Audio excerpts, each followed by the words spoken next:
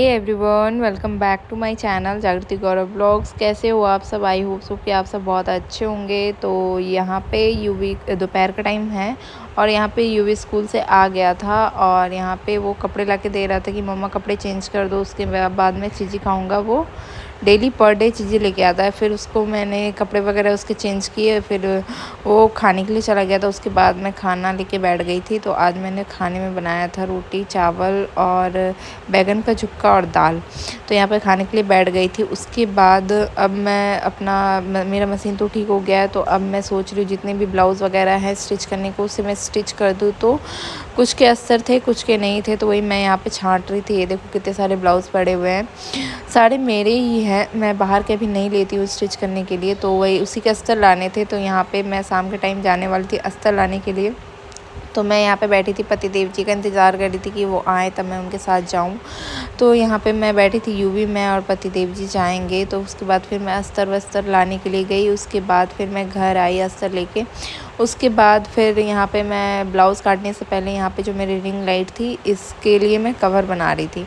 तो गंदे हो जाते हैं ऐसे रखे रखे, इसलिए जब ज़रूरत ना हो तो कवर में डाल दो। वैसे तो कवर इसके साथ आया हुआ है, लेकिन वो बहुत बड़ा है और उसे मैंने रख दिया है ताकि मैं कहीं जाऊँ आऊँ तो उसमें अच्छे से अरेंज करके लेके जाऊँ अगर मुझे ज़रूरत पड़ी तो ऐसे ही घर के लिए मैंने यहाँ पे मेरे पास कपड़े थे तो ऐसे ही मैंने कपड़े के बना लिए। तो इस तरीके से मैंने कटिंग कर ली है और उसके बाद से आधी सिलाई इसके ऊपर लगा के नीचे से बांधने वाला डाल दूँगी ताकि ईज़िली अच्छे से फिट हो जाए और लग भी जाए निकल भी जाए। तो यहाँ पे कटिंग हो चुकी थी।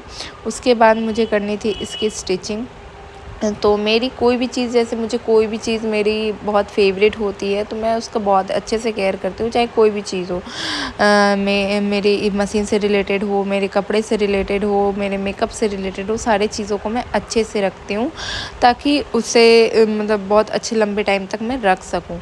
तो यहाँ पे रिंग लाइट मैं बहुत टाइम से सोच रही थी मंगाऊँगी बट किसी रीज़न की वजह से नहीं मंगा पा रही थी। तो मैंने मंगाया, आ भी गया, तो उसका केयर करना भी ज़रूरी है। तो यहाँ पे मैंने उसे स्टिच किया। उसके बाद लग गई मैं रात के खाने में। तो यहाँ पे मैं रात के खाने में बना रही हूँ रोटी और आलू का भुजिया और दाल वगैरह था, तो इसलिए मैंने रोटी और आलू का भुजिया ही बनाया रात में, क्योंकि घर में मैं और हस्बैंड ही हैं अभी खाने के लिए। तो हस्बैंड को आलू का भुजिया बहुत ज़्यादा पसंद है, तो यहाँ पे मैं वही बना रही थी। तो यहाँ पे रोटी मैंने फटाफट से बनाया। मैं, टफ़ी, यूवी और हस्बैंड तीनों हैं घर में, तो तीनों चारों के लिए खाना बनाया मैंने। गर्मी भी बहुत ज़्यादा है, रोटी बनाते बनाते तो हालत ख़राब हो जाती है। रोटी बनाना मतलब ऐसा जंग जीतने बराबर है। गर्मियों के टाइम में पसीने से पूरे भीग जाते हैं रोटी बनाने के टाइम पे। तो यहाँ पे गर्मी बहुत ज़्यादा है। आप लोगों के साइड कितनी गर्मी है आप मुझे कमेंट में बताना। अभी तो हर जगह गर्मी, चाहे बिहार हो, झारखंड हो, यूपी हो, कहीं पे भी हो, गर्मी बहुत ज़्यादा है। तो यहाँ पे मैं बना रही थी और नीचे टफ़ी यहाँ पे आटे के लिए खड़ा था। ये हमेशा जब भी मैं रोटी बनाती हूँ यहाँ पे ये खड़ा हो जाता है। इसे आटा बहुत ज़्यादा पसंद है, तो ये आटा खाता है। ये देखो आप, आटा लेके गया। उसके बाद यहाँ पे मैंने रोटियाँ बना ली थी। उसके बाद भुजिया भी ऑलमोस्ट हो ही गया था। ये देखो भुजिया इसी तरीके से पति को पसंद है, लाल लाल एकदम कुरकुरा सा। उसके बाद यहाँ पे मेरा बन गया था खाना। मेरी हालत देखो, पसीने से भीग चुकी हूँ। उसके बाद फिर ये नेक्स्ट डे मॉर्निंग का है। मैंने मॉर्निंग का सारा काम कर लिया था, खाना वगैरह बना लिया था। उसके बाद आज मैंने सोचा था क्यों ना अपनी दोनों मशीन की सफाई की जाए। तो अच्छे से दोनों मशीन की सफाई करी। मशीन की सफाई करने के बाद फिर दोनों मशीन में ऑयलिंग करूँगी। मैं दोनों मशीन में ऑयल डालूँगी, क्योंकि हम मशीन चलाते हैं तो ऑयल करना भी ज़रूरी होता है। जैसे हमें काम करने के लिए एनर्जी चाहिए होती है, वैसे हमारी मशीनों को तेल भी चाहिए होता है। तो इसलिए अच्छे से डेली जो भी मशीन वगैरह चलाते हैं तो डेली ऑयलिंग किया करिए। और मैं अपने मशीन का बहुत ही ज़्यादा ध्यान रखती हूँ, क्योंकि मेरी मशीन मेरा फर्स्ट लव बोल सकते हो आप है। बहुत मतलब मैं शुरू से ही, मुझे स्टिचिंग से रिलेटेड चीज़ें बहुत ज़्यादा पसंद है। मैं बहुत ज़्यादा केयर करती हूँ अपनी मशीनों की और बहुत ज़्यादा प्यार है मुझे अपने मशीनों से। तो यहाँ पे मैंने दो मशीन रख रखा है। एक पिको वाली है, पिको इंटरलॉक वाली, और एक नॉर्मल सिलाई वाली मशीन है। तो जो नॉर्मल सिलाई वाली मशीन है अभी फ़िलहाल ही मैंने मोटर लगाया है ताकि मैं और भी फास्टली काम कर सकूं। तो अब मैं सोच रही हूँ कि बाहर के भी काम लूँ, क्योंकि शादी से पहले मैं जब बाहर का काम भी करती थी और उसके बाद शादी के बाद फिर मैंने नहीं करा है। रिलेटिव्स वगैरह के ही सिले हैं, बाहर के नहीं सिले हैं, क्योंकि टाइम का भी थोड़ा है और बाबू भी बहुत छोटा था, फिर बाबू होने वाला था, उसके बाद बाबू भी बहुत छोटा था, तो टाइम भी नहीं मिल पाता था, बच्चे को भी टाइम देना पड़ता था। तो अब मैं सोच रही हूँ कि बाहर के भी काम लूँ, क्योंकि अब मैं फ्री हूँ, बाबू भी बड़ा हो गया, वो भी स्कूल जाने लग गया, तो सोच रही हूँ बाहर के काम लूँ और ख़ुद को बिज़ी रखूँ। तो ख़ुद को बिज़ी रखना भी बहुत ज़्यादा ज़रूरी होता है। अगर आप खाली रहोगे तो 10 तरह की बातें आएगी दिमाग में, तो इसलिए आप ख़ुद को बिज़ी रखो तो वो ज़्यादा बेटर रहेगा। तो अब मैं सोच रही हूँ स्टार्ट करूँ, तो जल्द ही करूँगी, जब करूँगी मैं आपको बता दूँगी। तो यहाँ पे मैंने दोनों मशीन की अच्छे से सफाई कर ली थी, उसके बाद अच्छे से मैंने ऑयलिंग वगैरह कर ली थी दोनों मशीनों में। यहाँ पे आप देखो, और मेरी जो ये न्यू पिको वाली मशीन है, ये तो अभी हाल फ़िलहाल 2-2.5 साल पहले मैंने लिया, लेकिन जो मेरी नॉर्मल मशीन है, जो मेरे पीछे है, वो मेरी नॉर्मल मशीन है, वो लगभग 40 से 45-50 साल हो गई वो मशीन की। उसकी स्टोरी मैं बाद में बताऊँगी। मेरे ससुर जी को गिफ्ट में मिला था वो मशीन। और यहाँ पे मैंने एक ब्लाउज़ रेडी किया, सोचा कि आप लोगों के साथ शेयर कर दूँ। तो यहाँ पे एक नॉर्मल पीस रखी हुई थी, तो मुझे वीडियोस वगैरह बनाना था, तो यहाँ पे मैंने स्टिच किया था। ये इसका स्लीव्स है और इसका फ्रंट पार्ट है, और इसकी कटिंग स्टिचिंग की डिटेलिंग वीडियो आपको मेरे चैनल पे मिल जाएगी, फर्स्ट यूट्यूब चैनल पे जागृति बुटीक पे। और ये इसका बैक डिज़ाइन है, और इसमें साइड हुक मैंने डाला हुआ है। मोस्टली मैं साइड हुक ही रखती हूँ। बहुत ही सुंदर बन के रेडी हुआ था ये ब्लाउज़। इसकी कटिंग स्टिचिंग आपको मेरे फर्स्ट चैनल पे मिल जाएगी। यहाँ पे हुक आई मैंने डाल रखा है, तो यहाँ पे मुझे साइड हुक ही ज़्यादा पसंद आता है, फ्रंट और बैक हुक से ज़्यादा साइड हुक पसंद आता है। उसके बाद मैं करने वाली हूँ इस ब्लाउज़ की कटिंग और स्टिचिंग।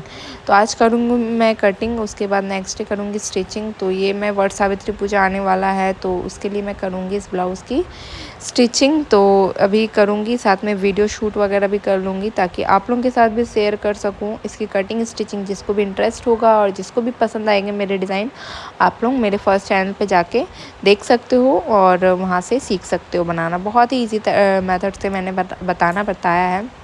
मोस्टली अगर जिन लेडीज़ को थोड़ी बहुत भी सिलाई आती है या फिर नहीं भी आती है, तो आप देख के सीख सकते हो। मैंने बहुत ही इजी मेथड से बताया है, कि ताकि जिसे थोड़ी बहुत भी सिलाई आती है वो सिल सके। तो यहाँ पे मैं इस तरीके से अपना यूट्यूब का वीडियो शूट करती हूँ स्टिचिंग वाले चैनल के लिए। तो इसी तरीके से मैं वीडियो शूट भी कर लेती हूँ, स्टिच भी कर लेती हूँ। तो आपके हाथ में एक हुनर होना बहुत ज़्यादा ज़रूरी है। आपके हाथ में कोई भी हुनर हो तो आप उसे अपना आगे मोटिवेट खुद को कर सकते हो, अपने आप को बिज़ी रख सकते हो।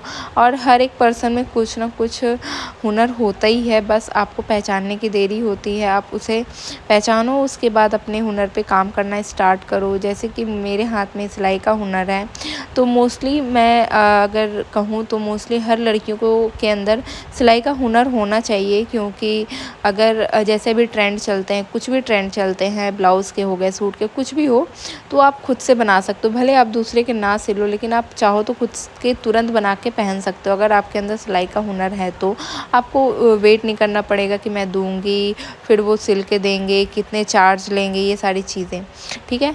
तो आप खुद के अंदर अगर आपका सिलाई का हुनर रहेगा तो आप खुद से भी कर सकते हो। तो इसलिए अगर आप लेडीज़ हो और आप मेरे वीडियोस देख रहे हो, तो आप पढ़ाई के साथ साथ सिलाई का भी कोर्स कर लो, ताकि आपको फ्यूचर में काम आ सके। आई होप सो कि मेरी बातें आपको समझ में आ रही होंगी। सो गाइज़, उसके बाद मैंने ब्लाउज़ की कटिंग वगैरह की। फिर उसके बाद ये शाम का टाइम है, तो सारे पौधों में मुझे पानी देना था, क्योंकि मम्मी पापा भी हैं नहीं, तो सारी चीज़ें मुझे करनी पड़ रही है। मम्मी पापा भी बिहार गए हुए हैं शादी में, तो यहाँ पे मैं थी घर पे। तो ये सारी चीज़ें तो मम्मी पापा ही कर लेते हैं, सारे पौधों में पानी वगैरह देना। अभी इतनी ज़्यादा गर्मी हो रही है, सारे पौधे ऐसे मुरझा से गए हैं, तो शाम के टाइम में पानी दे देती हूँ। सुबह पति देव जी दे देते हैं। तो यहाँ पे मैं सारे पौधों में ना पानी दे रही थी। सारे पौधे ऐसे मुरझा से गए थे, तो सारे पौधों में पानी देने के बाद फिर मुझे एक न्यूज़ आई, बहुत ही शॉकिंग न्यूज़ थी और बहुत ही वो था। तो मैं डर सी गई थी, और मुझे अचानक मायके निकलना था किसी रीज़न की वजह से, बहुत ही वो था। तो अभी मैं शौक थी कि कैसे जाऊंगी, टिकट होगा नहीं होगा, बहुत परेशान हो गई थी मैं कि मैं जा पाऊंगी नहीं जा पाऊंगी। सो गाइज़, तो यहाँ पे मुझे मायके अचानक से निकलना था, बहुत ही अर्जेंट काम था और मुझे वहाँ पहुँचना बहुत ही ज़्यादा ज़रूरी था। तो अभी मैं परेशान थी टिकट की वजह से कि टिकट हो पाएगा नहीं हो पाएगा, तो मुझे निकलना था। तो यहाँ पे मैं नेक्स्ट ब्लॉग में आपको बताऊँगी क्यों जाना है, किस लिए जाना है। तो इस ब्लॉग को करती हूँ यहीं पे एंड, मिलती हूँ नेक्स्ट ब्लॉग के